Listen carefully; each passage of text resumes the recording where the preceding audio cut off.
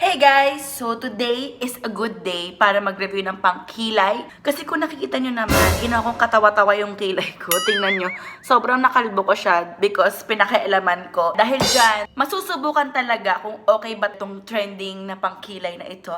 So if you're interested, please keep on watching! Kung bago kayo sa channel to, hi guys, I'm Helen on Fleek and I am not your typical beauty vlogger. And if you're new here, please do subscribe to my YouTube channel. Diyan lang yan, yung red button down below. And also, click that notification bell para notification bell para naman updated kayo sa aking latest uploads. So for today, nakita na naman sa title, isa sa pinaka-hype na brand. And I'm super excited na finally, I will get to try these products. Bumili si Ma'am Shinyon ng, ito na nga, ang Sunny's Face na Life Brow Duos. Ayan, magkakaalaman kung talaga bang worth it ang hype nitong mga pangkilay na to. I got the Life Brow Duo kasi unang-una, mas mura siya kapag binili mo both. And personally, I can't live without brow gels dahil nga medyo bogsa yung kilay ko. Let's get into the packaging first. The Life Brow, they have two shades pa lang. They have the ash brown and the warm brown. Yung mga duos, mabibili mo lang sila in store. This costs 595. So, ang laman niya ay isang skinny pencil and isang grooming gel. So, ito na ang skinny pencil. Ay, manipis nga si Ma'am Shi, diba? So, ito siya.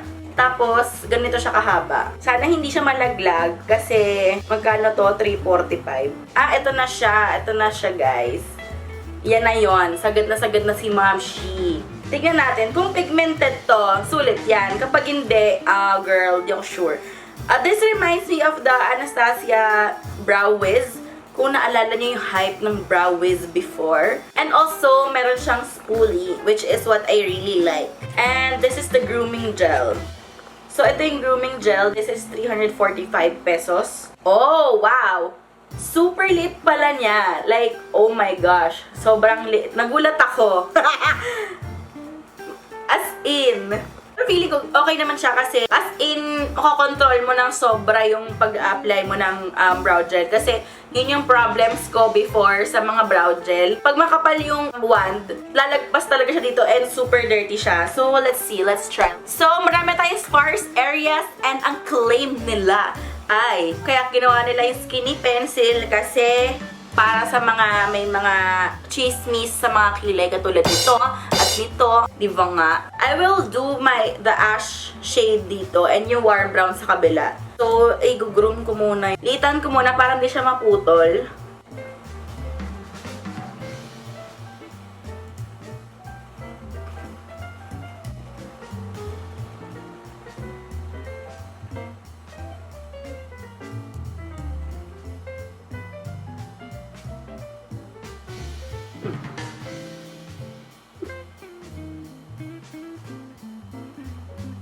Ang pag-apply ko ay kung paano ko mag-apply ng talagang aking brow pencil. So I think, ang goal nila dito ay hindi siya yung parang Instagram brows sa super kapal, pero model brows yung dating na, di ba pag nakita niyo yung mga models ng Sunny's Face, yung mga feathered brows, na hindi ka talaga yung mag-fill in ng super kapal.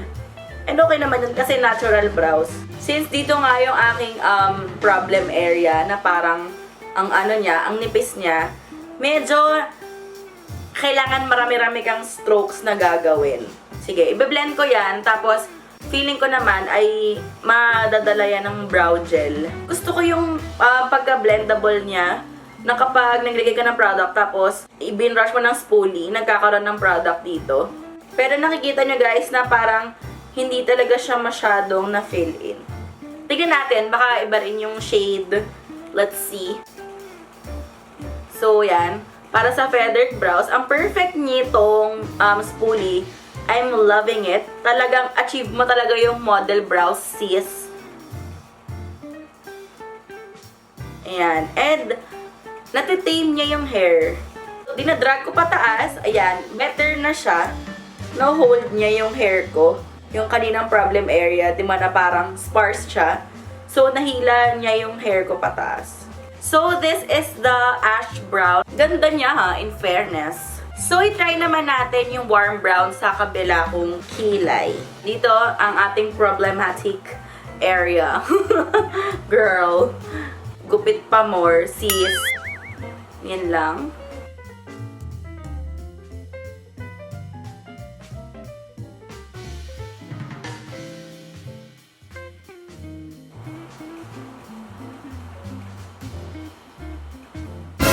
Oops, oh no. So, naputol siya. Siguro kasi sobrang hard ko din mag-apply.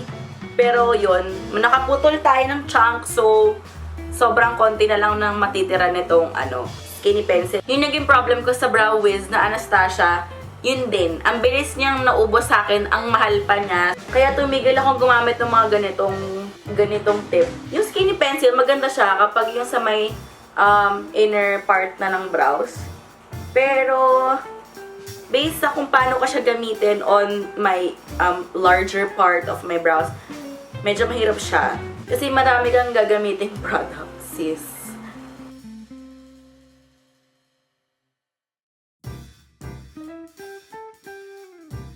I think God's plan kung bakit problematic yung brows ko ngayon kasi for sure hindi lang naman ako yung taong may palpak sa kilay. Nasubukan ng Sunny's Face. So for the skinny pencil, hindi ko siya masyadong nagustuhan kasi hindi even yung color payoff niya sa bawat stroke na gagawin ko. Pagdating ko dito, sa area na to na parang may parts na makapal yung hair ko, may parts na sparse siya, parang binabalikan ko siya ng ilang beses pa kasi nga hindi pantay yung distribution ng color dito sa may area sa kilay ko. Therefore, mas marami kong stroke na ginagawa para lang magmukha siyang pantay.